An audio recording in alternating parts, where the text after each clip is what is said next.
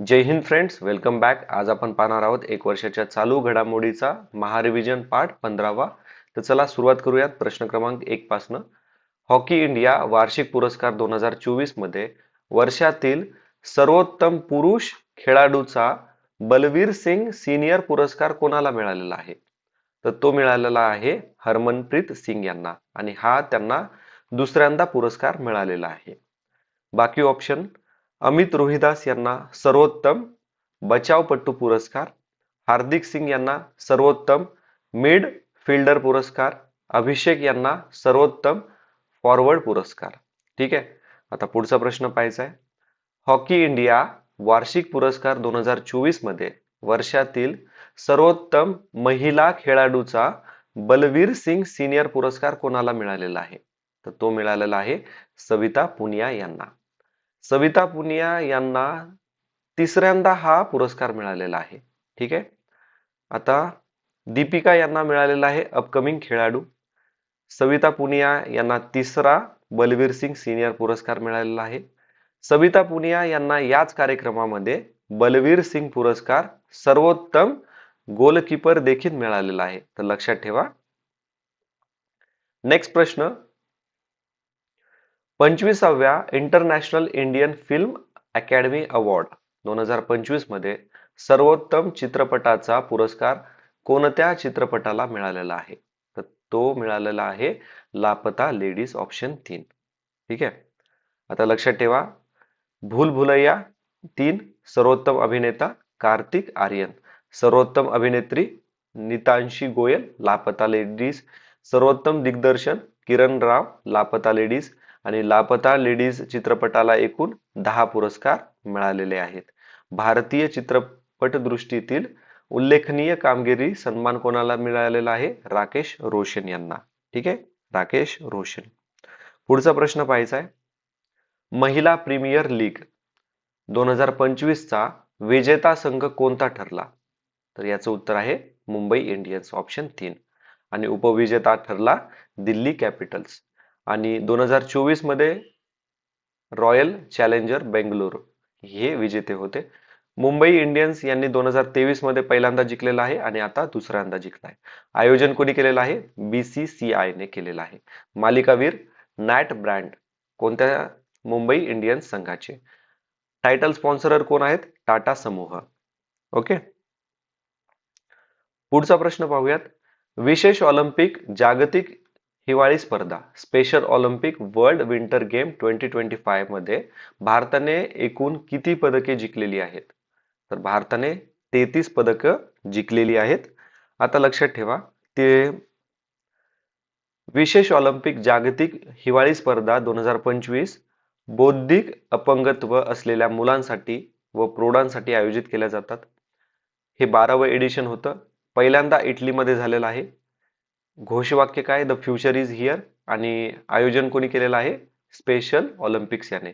भारताने 33 पदकं जिंकली. त्याच्यामध्ये 8 गोल्ड, 18 सिल्वर आणि 7 ब्रॉन्झ.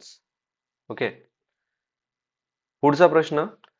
कॅथलिक ख्रिस्त धर्मीयाचे 266वे पोप फ्रान्सिस यांचे निधन केव्हा झाले? तर यांचं निधन झालेलं आहे 21 एप्रिल 2025 मध्ये. ठीक आहे. आता आपल्याला याच्यात काय लक्षात ठेवायचंय? पोप फ्रान्सिस हे कॅथलिक ख्रिस्त धर्माचे 266वे पोप होते. 21 एप्रिल 2025 व्हॅटिकन सिटी मध्ये त्यांचं निधन झालंय. मूळ नाव जॉर्ज मॉरिओ हे होतं आणि जन्म त्यांचा झालेला आहे अर्जेंटिनामध्ये 1936. आता 13 मार्च 2013 रोजी ते 266वे पोप बनलेले आहेत आणि लॅटिन अमेरिकेतून पहिले पोप बनलेले आहेत. ओके. पुढचा प्रश्न पाहूयात. भारताचे वृक्षपुरुष म्हणून ओळखले जाणारे दरिपल्ली रामय्या कोणत्या क्षेत्राशी संबंधित होते? Daripalli Ramaiah, popularly known as the tree man of India, was association with the कोणत्या फील्डशी असोसिएट होते हे? तर सामाजिक वनीकरण. आता काय त्यांनी? सामाजिक वनीकरण. भारताचे वृक्षपुरुष दरिपल्ली रामय्या यांना 2017 मध्ये पद्मश्री पुरस्कार पण मिळालेला आहे. आणि यांनी 1 कोटीपेक्षा अधिक झाडे लावलेली आहेत. ठीक आहे. किती? 1 कोटीपेक्षा अधिक. आता ऍक्च्युली ते न्यूज मध्ये काय होते, त्यांचं निधन झालेलं आहे. पुढचा प्रश्न पाहूयात आता. मुंबई पोलीस आयुक्तपदी देवेन भारती यांची नियुक्ती केव्हा करण्यात आलेली आहे? When was Deven Bharti appointed as the Mumbai police commissioner? तर मुंबई पोलीस कमिशनर मध्ये त्यांची अपॉइंटमेंट झालेली आहे 30 एप्रिल 2025 मध्ये. केव्हा? 30 एप्रिल 2025. आता लक्षात काय ठेवायचं याच्यामध्ये आपल्याला, त्यांनी कोणाला रिप्लेस केलेलं आहे? विवेक फणसकर यांना. ठीक आहे, विवेक फणसकर.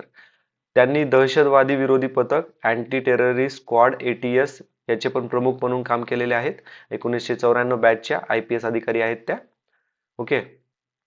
आता पुढचा प्रश्न पाहायचा आहे. रिझर्व्ह बँक ऑफ इंडिया RBIच्या डेप्युटी गव्हर्नरपदी पुनर्नियुक्ती कोणाची करण्यात आलेली आहे? आता आपल्याला विचारले डेप्युटी गव्हर्नरची रिअपॉइंटमेंट. तर याचं उत्तर काय आहे? याचं उत्तर आहे option number C, T Ravishankar. ठीक आहे, टी रविशंकर. देवेन भारती कोण आहेत? मुंबई पोलीस आयुक्त, आत्ताच बघितलं आपण. राहुल पांडे मुख्य माहिती आयुक्त, पुढे प्रश्न पाहणार आहोत. विवेक फणसकर माजी मुंबई पोलीस आयुक्त, आत्ताच पाहिलं आपण. ठीक आहे.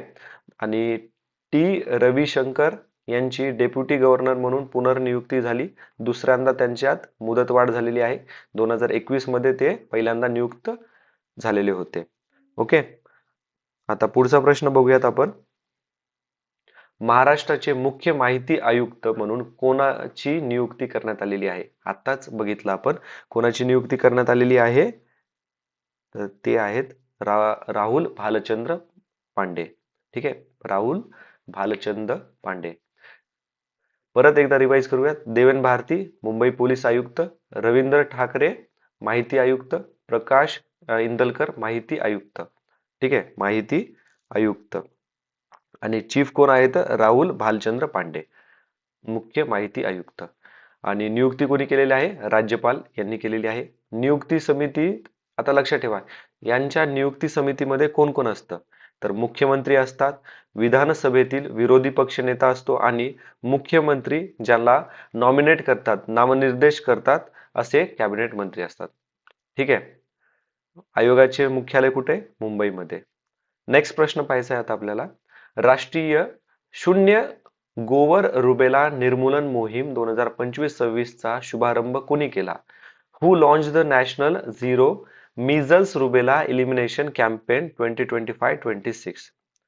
कोणी केलेला आहे? तर याचं उत्तर आहे option number 3, Jagat Prakash Nadda. Okay, Jagat Prakash Nadda. आणि जगत प्रकाश नड्डा हे केंद्रीय आरोग्य व कुटुंब कल्याण मंत्री आहेत. प्रसंग कोणता होता? तर जागतिक लसीकरण सप्ताहाचा पहिला दिवस. उद्देश काय आहे? तर 2026 पर्यंत गोवर व रुबेलाचे निर्मूलन करणं. ठीक आहे. आता नेक्स्ट प्रश्न पाहूयात. प्रधानमंत्री मुद्रा योजना, आता हा प्रश्न महत्वाचा आहे कारण की या योजनेला झालेला आहे 10 वर्ष पूर्ण. ठीक आहे. तर 10 वर्ष पूर्ण झाल्याची तारीख कोणती? तर ती तारीख आहे 8 एप्रिल 2025. 8 एप्रिल 2025. आणि एप्रिल 2015 मध्ये याची सुरुवात झालेली होती. ठीक आहे. आता लक्षात ठेवा, लाभार्थी रचना 68% कर्ज खाती महिला लाभार्थ्यांना, 50% कर्ज खाती अनुसूचित जाती, अनुसूचित जमाती व इतर मागासवर्गीयांना. हे लक्षात ठेवा. सर्वात जास्त कर्ज वितरण कोणता स्टेट आहे? तर तमिळनाडू. आणि 6व्या नंबरला आपला महाराष्ट्र आहे. कर्ज प्रकार कोणकोणते आहेत? 4 प्रकारचे कर्ज आहेत: शिशु, किशोर, तरुण आणि तरुण प्लस. तरुण प्लस मध्ये 10 ते 20 लाख, शिशुमध्ये 50,000पर्यंत, किशोरमध्ये 50,000 ते 5 लाखापर्यंतचं लोन आणि तरुणमध्ये 5 ते 10 लाखापर्यंतचं लोन. महत्वाचा प्रश्न आहे, खूप वेळेस आपल्याला कंबाईन मध्ये विचारलेला आहे. नेक्स्ट प्रश्न आहे, आयुष्यमान वय वंदना योजनेअंतर्गत दिल्लीतील पात्र ज्येष्ठ नागरिकांना किती रुपयापर्यंत कॅशलेस उपचार मिळणार आहे? ठीक आहे. तर तो मिळणार आहे 10 लाखापर्यंत. ऑप्शन सी याचं उत्तर आहे. ठीक आहे. आणि लाभार्थीसाठी आधार कार्ड व दिल्ली रहिवासी असल्याचा पुरावा पाहिजे त्यांना. स्वामित्व योजना कोणत्या दिवशी सुरू झालेली आहे? महत्वाचा प्रश्न आहे स्वामित्व योजनाबद्दलचा हा. तर आन्सर आहे 24 एप्रिल 2020 मध्ये याची सुरुवात झालेली आहे. याला 5 वर्ष कंप्लीट झालेली आहेत. आता लक्षात ठेवा ही पंचायत राज मंत्रालयाने सुरू केलेली आहे आणि याचा प्रारंभ 24 एप्रिल 2020. 24 एप्रिल म्हणलं की राष्ट्रीय पंचायत राज दिन. ठीक आहे, राष्ट्रीय पंचायत राज दिन लक्षात ठेवा. महत्वाचा प्रश्न आहे, 2022च्या कंबाईन मध्ये विचारलेला हा प्रश्न आहे. ठीक आहे, म्हणजे राष्ट्रीय पंचायत राज दिन कोणत्या दिवशी होता हे विचारलेलं आहे आपल्याला कंबाईन 2022 मध्ये. ओके. आणि स्वामित्वचा फुल फॉर्म काय आहे तर survey of village and mapping with improvised technology in village area. ठीक आहे, अंमलबजावणी संस्था कोणती आहे? Survey of India. नेक्स्ट प्रश्न पाहूयात आता. Namaste national action for mechanised sanitation ecosystem योजना प्रायोगिक तत्वावर राबविणारे पहिले शहर कोणते? तर ते शहर आहे नमस्ते वाला पुणे. Option number 3 Pune. आता नमस्ते योजना national action for mechanised sanitation उद्देश काय आहे? अनौपचारिक कचरा वेचकांना औपचारिक राष्ट्रीय स्वच्छता व कचरा व्यवस्थापन धोरणाची समाविष्ट करणे. आणि याची अंमलबजावणी कोण कोण करत आहे? गृहनिर्माण व शहरी व्यवहार मंत्रालय, सामाजिक न्याय व सक्षमीकरण मंत्रालय, पेयजल व स्वच्छता विभाग, पंचायत राज मंत्रालय. हे लक्षात ठेवा, महत्वाचं आहे. अंमलबजावणी संस्था कोणती? नॅशनल सफाई कर्मचारी फायनान्स अँड डेव्हलपमेंट कॉर्पोरेशन. आणि पुणे हे पहिले प्रायोगिक शहर आहे. ठीक आहे, पहिले प्रायोगिक शहर कोणतं आहे तर पुणे आहे. लक्षात ठेवा, महत्वाचं आहे. पायलट सिटी पुणे आहे. पुढचा प्रश्न महत्वाचा आहे. असा प्रश्न आपल्याला 2018 मध्ये कंबाईन मध्ये विचारलेला आहे. खालील विधानांचा विचार करा आणि योग्य पर्याय निवडा. 6 वर्षानंतर कैलास मानसरोवर यात्रा 2025 मध्ये पुन्हा सुरू करण्यात आलेली आहे. जून ते ऑगस्ट 2025 दरम्यान सुमारे 750 यात्रेकरू तिबेटला जाणार आहेत. ही यात्रा 1981 मध्ये भारत चीन द्विपक्षीय करारानुसार सुरू झालेली आहे. मानसरोवर हे तिबेट स्वायत्त प्रदेशातील नगारी प्रांतात स्थित आहे. तर वरीलपैकी कोणतं विधान बरोबर आहे असं विचारलंय त्यांनी आपल्याला. एकदा इंग्लिश मध्ये पाहूयात. कैलास मानसरोवर यात्रा resume 2025 after 6 years around 750 pilgrimage travel to Tibet. Pilgrimage began in 1981 under India-China bilateral agreement. Mansarovar Lake is located in the Nagari region of the Tibet Autonomous Region. तर कोणतं स्टेटमेंट बरोबर आहे असं आपल्याला विचारते. तर लक्षात ठेवा हे चारीच्या चारी स्टेटमेंट बरोबर आहे. तर आन्सर आहे ऑप्शन नंबर 3 1 2 3 4. ओके. आता लक्षात ठेवा 2020 मध्ये कोविड-19 त्यानंतर गलवान आणि LAC वरती जे हे झालं होतं ना, मिलिटरी ऍक्शन झाले होते, त्याच्यामुळे हे काय करण्यात आलं होतं, बंद करण्यात आलेलं होतं. आता कैलास मानसरोवरती जाण्यासाठी कोणकोणते मार्ग आहेत? उत्तराखंड, धारचुला, लिपुलेख खिंड आणि सिक्कीम मधून गंगटोक, नाथुला खिंड. ओके, गंगटोक, नाथुला खिंड. हे स्थान हिंदू, बौद्ध, जैन व तिबेट बॉर्न धर्मासाठी पवित्र आहे. कैलास पर्वत शेजारीच आहे आणि कैलास पर्वताची उंची 6638 मीटर. ठीक आहे, 6638 मीटर.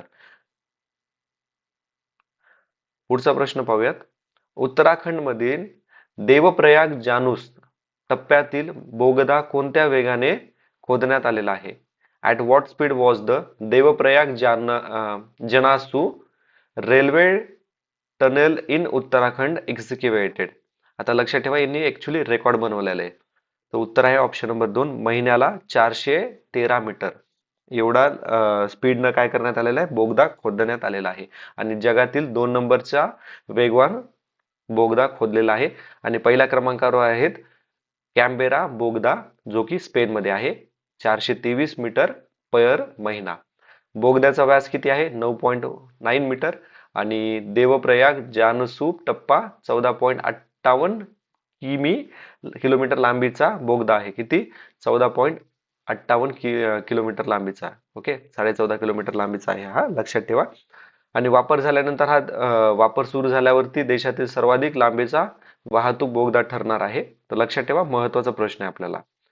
नेक्स्ट प्रश्न, सौर ऊर्जा प्रकल्प बसवलेल्या सर्वाधिक रेल्वे स्थानकाचा राज्य कोणते आहे?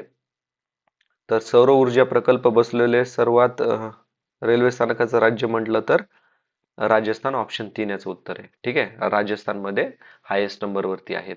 किती? एकूण 275 रेल्वे. आणि कोणी जाहीर केलेलं आहे?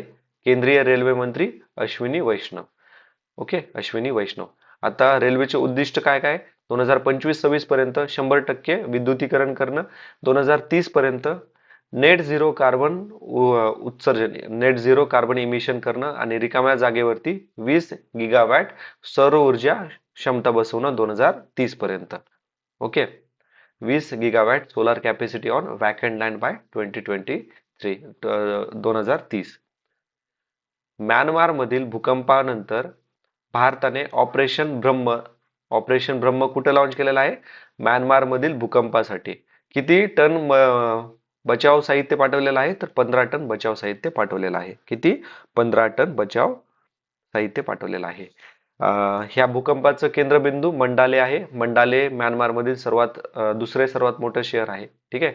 आणि कोणतं ऑपरेशन आहे? ऑपरेशन ब्रह्म. कोणी पाठवलंय? भारताने. किती? 15 टन बचाव साहित्य पाठवलेलं आहे.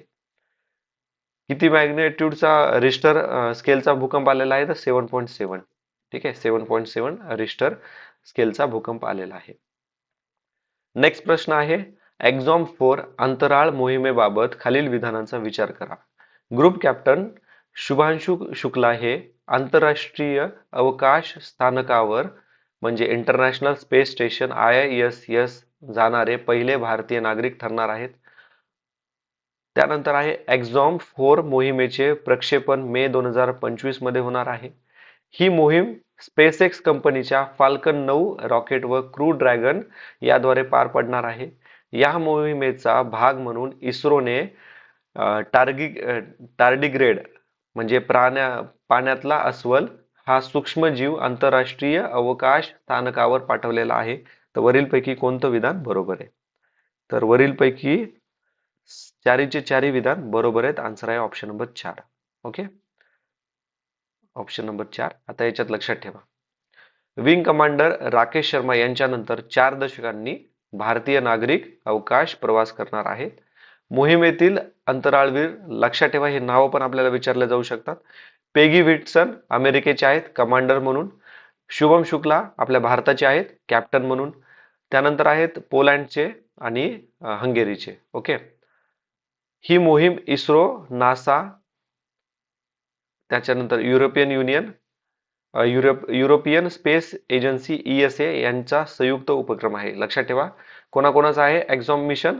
इंडियाचं इस्रो, USA चा नासा आणि युरोपियन युनियनचा युरोपियन स्पेस एजन्सी, या तिघांचं कोलॅबोरेशन आहे. ठीक आहे. टारग्रेड पाण्यातील अस्वल हा एक काय आहे पाठवण्यात आलेला आहे सूक्ष्म गृह. आणि त्याचबरोबर लक्षात ठेवा मायक्रोग्रॅव्हिटी भारताचा हा पहिला मानवी जैविक प्रयोग पण आहे. ठीक आहे, मानवी जैविक प्रयोग पण आहे. कोणता? टार्गेग्रेड पाण्यातील अस्वल हा बॅक्टेरिया पाठवण्याचा. ओके, सूक्ष्मजीव पाठवण्याचा.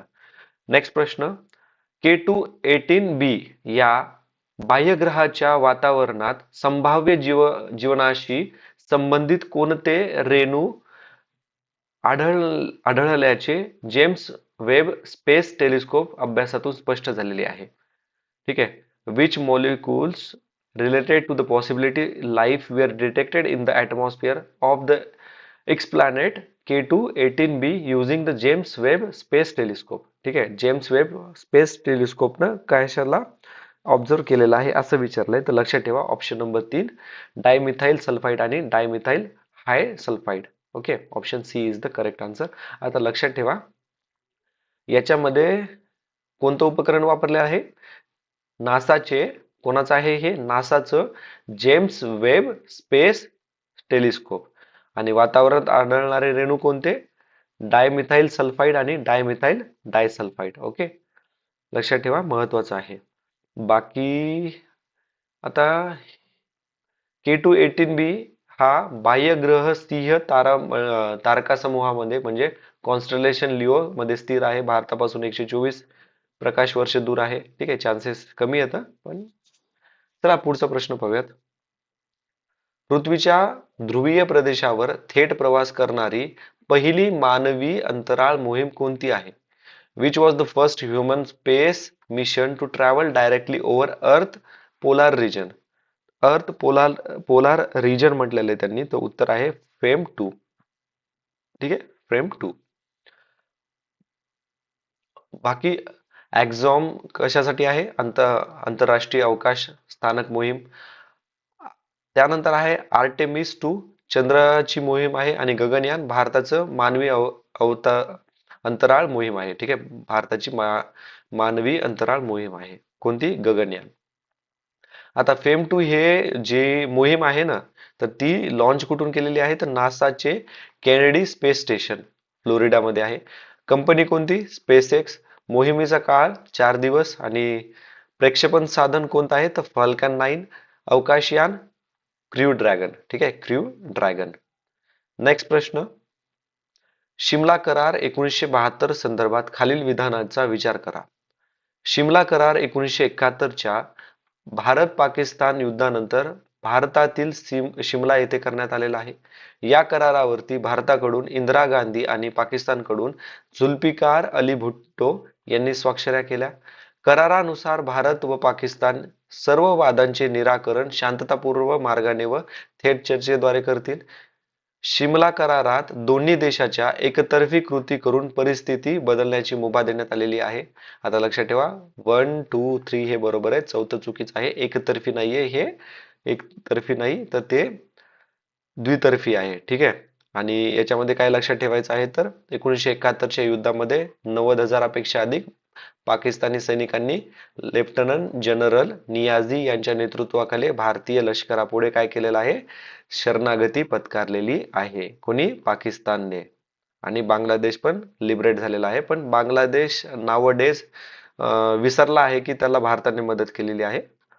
नेक्स्ट प्रश्न पाहूयात आता. INS सुरत या युद्धनौकेवरती कोणत्या मिसाईल यशस्वी चाचणी 24 एप्रिल 2025 रोजी करण्यात आलेली आहे? महत्वाचा प्रश्न आहे.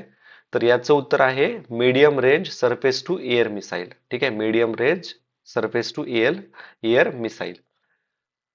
आणि रेंज किती आहे? 70 किलोमीटर पर्यंत. विकास कोणी केलेला आहे याचा? तर DRDO आणि इस्रायल एरोस्पेस इंडस्ट्री यांनी. आणि उत्पादन मॅन्युफॅक्चर कोण करणार आहे? Bharat dynamic limited, BDL. Okay, आता पुढचा प्रश्न पाहूयात आपण. 2020-24 या कालावधीत जगातील दुसऱ्या क्रमांकाचा सर्वात मोठा शस्त्रास्त्र आयातदार देश कोणता ठरला आहे? लक्षात ठेवा, सर्वात जास्त आयात कोण करते असं विचारलंय 2020 ते 24 या कालखंडामध्ये. अकॉर्डिंग टू कोणापासून? सिप्री रिपोर्ट मधून विचारलंय आपल्याला त्यांनी. तर याचं उत्तर काय आहे? तर उत्तर आहे याचं ऑप्शन नंबर 2, भारत. ठीक आहे, दुसऱ्या क्रमांकावरती भारत आहे. पहिल्या क्रमांकावरती आहे युक्रेन. कोण आहे? युक्रेन. तिसऱ्या क्रमांकावरती आहे कतार. चौथ्या क्रमांकावरती आहे Saudi Arabia. Stockholm International Peace Research Institute हा पब्लिश करतो रिपोर्ट. आणि याच्यामध्ये लक्षात ठेवा, जर 2019 ते 2023 असा जर कालखंड विचारला तर टॉप केलेला आहे भारताने. ठीक आहे, भारताने सर्वात जास्त आयात केलेली आहेत. आणि भारताच्या आयातीमध्ये सर्वात जास्त वाटा कोणाचा आहे? तर रशियाचा. फ्रान्स 2 नंबरला, आणि 3 नंबरला आहे इस्रायल. ठीक आहे, ओके. नेक्स्ट प्रश्न पाहूयात आता. 2020 ते 2024 या कालावधीत जगातील शस्त्रास्त्र निर्यातीतील सर्वाधिक वाटा कोणत्या देशाचा आहे? तर सर्वाधिक आता आपल्याला निर्यातीमध्ये म्हटलेलं आहे, तर सर्वात जास्त निर्यात केलेली आहे अमेरिकाने. कोणी? अमेरिकाने. आणि फ्रान्स 2 नंबरला, चायना चौथ्या नंबरला आहे. ओके, आणि जगाच्या टोटल निर्यातीपैकी अमेरिकेचा वाटा किती आहे? 43%. ओके, आणि प्रमुख निर्यातदार देश कोण? अमेरिका, फ्रान्स, रशिया 7.8, चीन 5.9, जर्मनी 5.6. युक्रेन हा या कालावधीतील सर्वात मोठा शस्त्रास्त्र आयातदार ठरला आहे. ठीक आहे, आणि जर 2019 ते 2023 विचारलं तर सर्वात जास्त भारत आहे. ओके, नेक्स्ट प्रश्न आहे. श्वान श्वान चावल्यानंतर होणाऱ्या रेबीज व सर्पदंशाविरोधी लसीची रिअल टाइम उपलब्ध दर्शविण्यासाठी कोणते डिजिटल पोर्ट सुरू करण्यात आलेले आहे?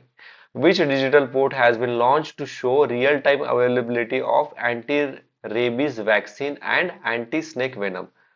तर महत्वाचा प्रश्न आहे. उत्तर काय आहे याचं पण?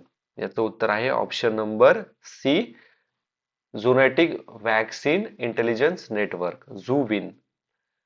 ओके.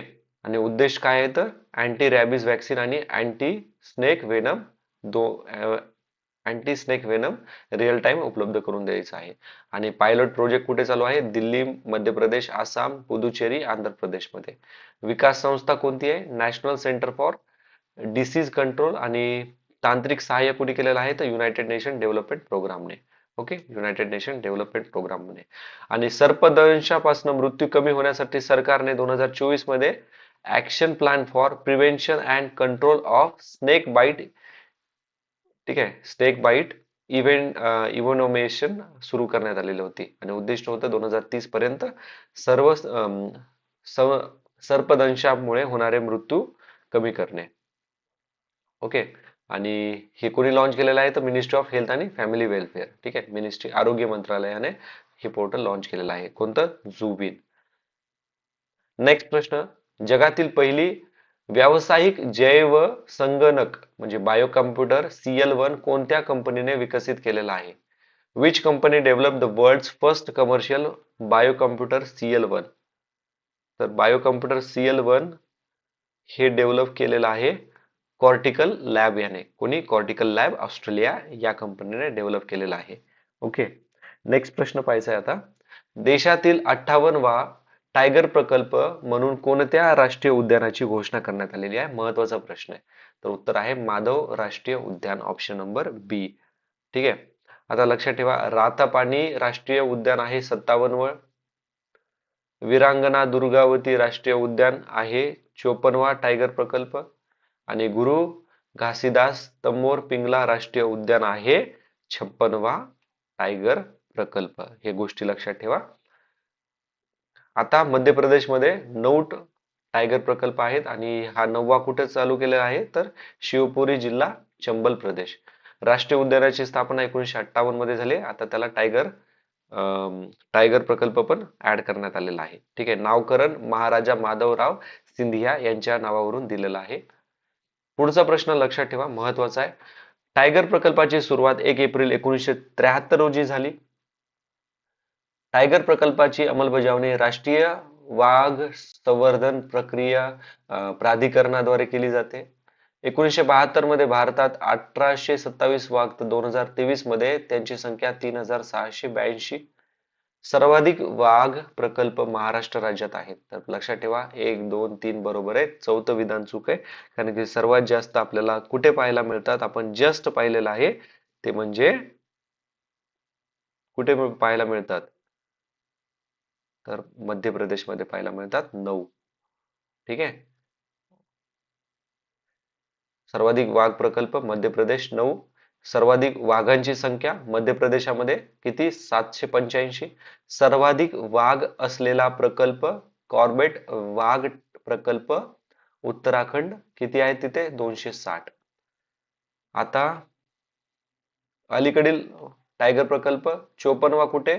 वीरांगना दुर्गावती मध्य प्रदेश. 55वा ढोलपूर राजस्थान. 56वा गुरु घसीदास तमोर पिंगला छत्तीसगड 2024. आणि 57वा रतापानी मध्य प्रदेश, चंबल रिजन. नेक्स्ट प्रश्न. डीपीएस फ्लोमिंगो तलावाला संवर्धन राखीव, डीपीएस फ्लोमिंगो याला कन्झर्वेटिव्ह रिझर्वेशन म्हणून घोषित करण्यास कोणत्या संस्थेचे अधिकृत मान्यता दिली? तर कोणती संस्था आहे जिने अधिकृत मान्यता दिली आहे? तर ती आहे ऑप्शन नंबर 2, महाराष्ट्र राज्य वन्यजीव मंडळाने दिलेली आहे. Just minute. आणि ठाणे खाडीमध्ये आपल्याला हे पाहायला मिळतं. महाराष्ट्रामधील पहिलं संवर्धन राखीव केंद्र कुठे आहे? तर बोरखडा, नाशिक मध्ये आहे. ठीक आहे, 2020 मध्ये.